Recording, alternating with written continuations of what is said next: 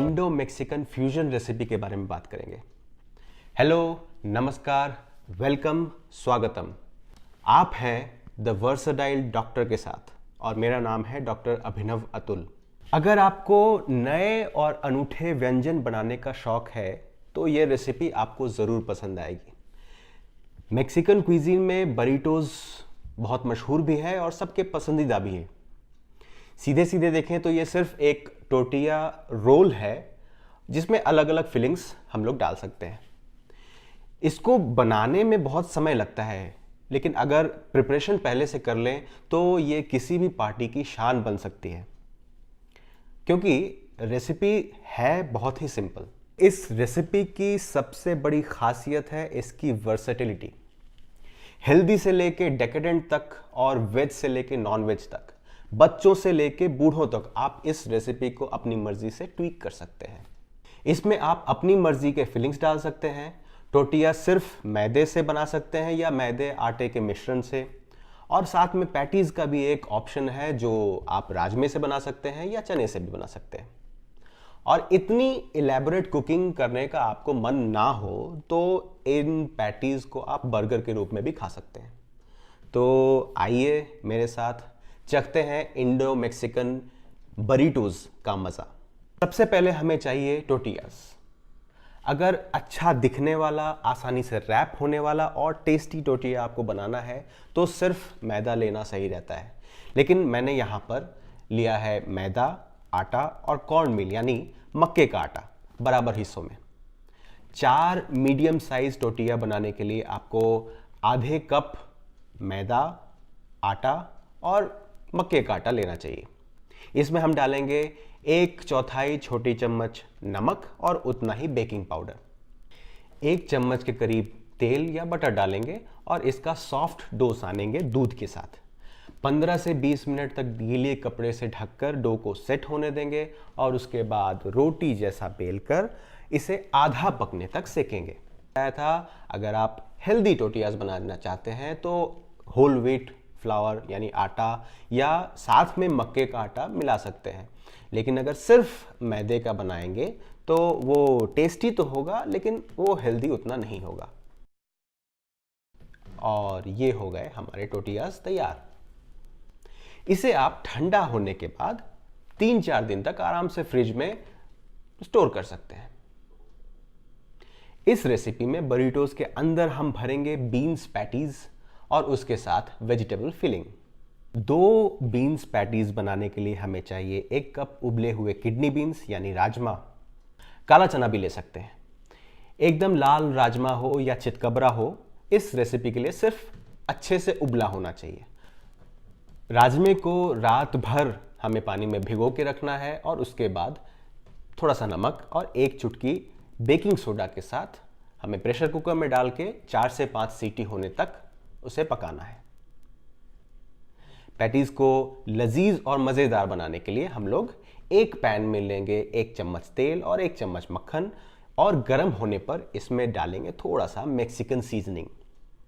इसमें कटे हुए आधे प्याज को थोड़ी देर सौटे करेंगे और उसके बाद उसमें डालेंगे थोड़े थोड़े हरे, लाल और पीले शिमला मिर्च यानी कैप्सिकम और red and yellow bell peppers. मुझे पैटीज का टेक्सचर थोड़ा क्रंची पसंद है, इसीलिए मैं इन सब्जी को सिर्फ 2 मिनट ही सौटे करूंगा।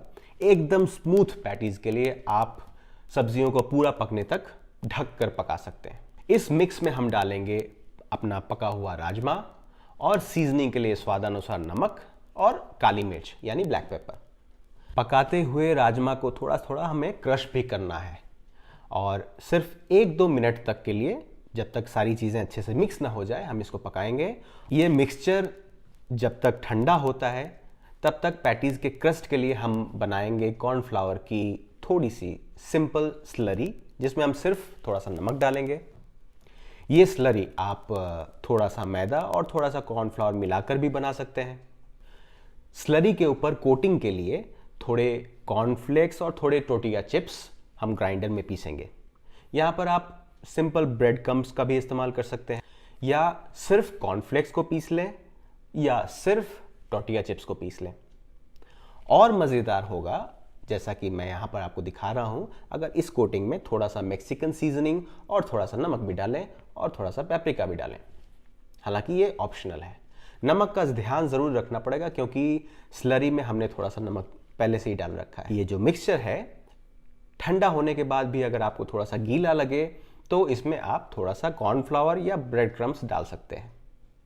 थोड़ा सा नींबू का रस यहाँ पर ऑप्शनल है, आप अपनी मर्जी के हिसाब से डाल सकते हैं और इसी के साथ थोड़ा सा चख भी लें।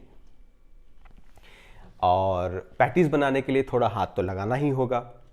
हालांकि अगर आप चाहें तो मैशर और चम्मच और सांचे का इस्तेमाल कर सकते हैं।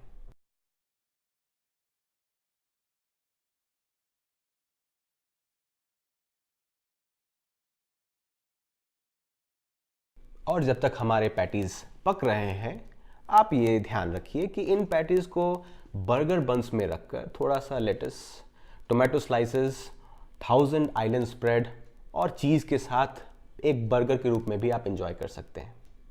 लेकिन आज की इस रेसिपी में हम इसके आगे भी एक और स्टेप लेंगे। पैटीज बनकर तैयार है। अब वेजिटेबल फिलिंग्स की बारी आती है। इस फिलिंग में आप अपने मन चाहे जो मर्जी वो सब्जी डाल सकते हैं। अगर बच्चों को आप हर तरह की सब्जी खिलाने के लिए इस रेसिपी का इस्तेमाल कर रहे हैं तो बैगन, पालक, आप जो मर्जी, जो अच्छी सब्जी आपको मिले, जो ताज़ी सब्जी आपको मिले, इसमें डाल सकते हैं। मैंने यहाँ पर लिया है प्याज, 3 रंगों की शिमला मिर्च, टमाटर, स्वीट कॉर्न, पनीर और थोड़ा सा हैलेपिनो।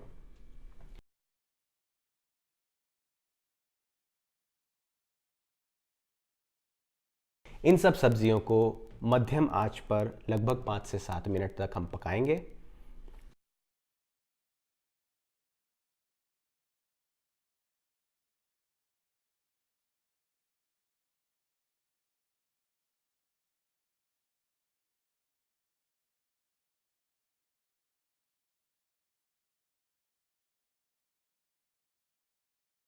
स्वादानुसार नमक, थोड़ी सी मैक्सिकन सीजनिंग और ब्लैक पेपर डालकर तब तक पकाएंगे जब तक सब्जियां आधी ना हो जाएं।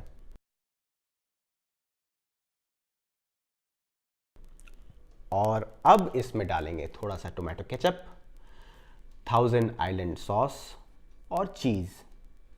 और इसके बाद आंच बंद करके सब चीज़ों को अच्छी तरह से मिला लेंगे। 1000 आइलैंड की जगह आप सिंपल मेयोनेज़ का भी इस्तेमाल कर सकते हैं या इस चीज़ को पूरी तरह से हटा भी सकते हैं। सबसे अंतिम में हम लोग यहाँ पर डालेंगे जी भर के ताज़े धनिया के पत्ते। अब बारी आती है असेंबली की।